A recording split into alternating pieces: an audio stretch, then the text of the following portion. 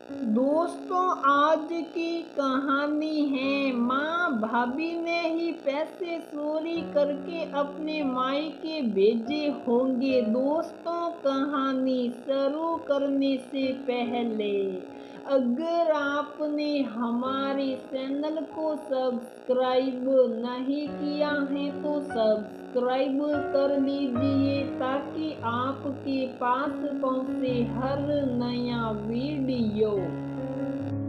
माँ, वो सारे पैसे भाभी ने ही चुराए हैं, बाकी तो इस घर में सब अपने हैं। माँ, तू है और तेरे तीनों बच्चे। माँ, भाभी ही दूसरे घर से आई हैं, ये उसी का काम है। सवर्णा ने अपनी माँ कमला देवी से कहा। कमला देवी की 3 संतान थी, 2 बेटे और 1 बेटी। बेटी सबसे छोटी और बिगड़ी हुई। कमला देवी के पति की 10 साल पहले मृत्यु हुई थी। दोनों बेटे शरीफ और ईमानदार थे। पढ़ लिख कर दोनों को नौकरी मिल गई। सवर्णा अभी कॉलेज में पढ़ रही थी।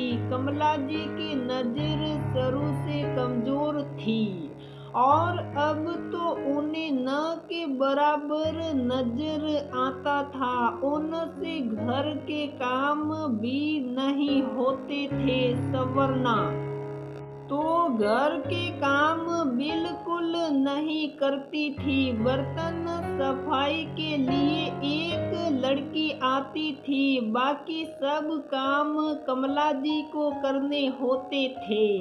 बेटी की इतनी भी तनख्वाह नहीं थी कि घर में परमानेंट मेड रख सके जो सारे काम करे। कमला जी ने बड़े बेटे समीर की सहमति से उसकी शादी तय कर दी। लड़की के माता पिता की आर्थिक स्थिति कमला जी के परिवार से भी कम थी, लेकिन कमला जी ने लड़की की सीरत देखी।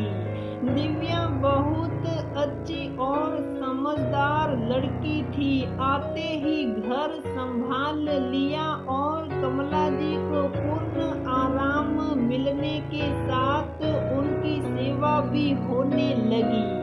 कमला जी अपनी बेटी सवर्णा को सदा यही कहती, अपनी भाभी से कुछ सीखो, कितनी गुणवान और समझदार है। सवर्णा को सदा ही दिव्या से ईर्ष्या होती। सवर्णा बिगड़ी हुई तो थी ही, भाभी की अच्छाई उसे पसंद नहीं थी। उसे दिव्या से नफरत थी। भाभी की तारीफ से उसकी नफरत में आग में घी का काम किया। दिव्या से बदला लेने और उसे निशा दिखाने के लिए सवर्णा ने दिव्या पर चोरी का इल्जाम लगाया। एक दिन पहले कमला जी के छोटे बेटे ने अपनी तनख्वाह के 20,000 माँ के हाथ में दिए और कमला जी ने वो पैसे अपनी अलमारी में रख दिए। सुबह ही सवर्णा ने माँ से पैसे मांगे तो कमला जी बोली, अलमारी में से ले लो। सवर्णा 2 मिनट बाद बोली, माँ वहाँ तो पैसे हैं ही नहीं। कमला जी बोली, पैसे कहाँ गए? तो सवर्णा झट से बोली, माँ जरूर भाभी ने ही चुराए होंगे और अपने मायके भेज दिए होंगे। दिव्या रोते हुए बोली, नहीं, मैंने पैसे नहीं लिए, मैं सच कह रही हूँ। कमला जी बोली, बेटा तुझे रोने और कुछ कहने की जरूरत नहीं है, मैंने रात को चोर देखा था। तो सवर्णा ही सबसे बोली, माँ रात को अंधेरे में आपने चोर को कैसे देख लिया? आपको तो दिन में भी ठीक से दिखाई नहीं देता, तो रात के अंधेरे में आपको चोर कैसे?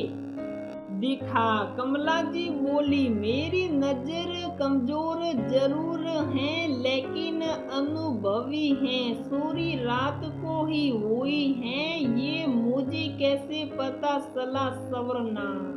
लेकिन ये चोरी किसने की ये मुझे पता है। शर्म आती है कहते हुए कि मेरी बेटी चोर है।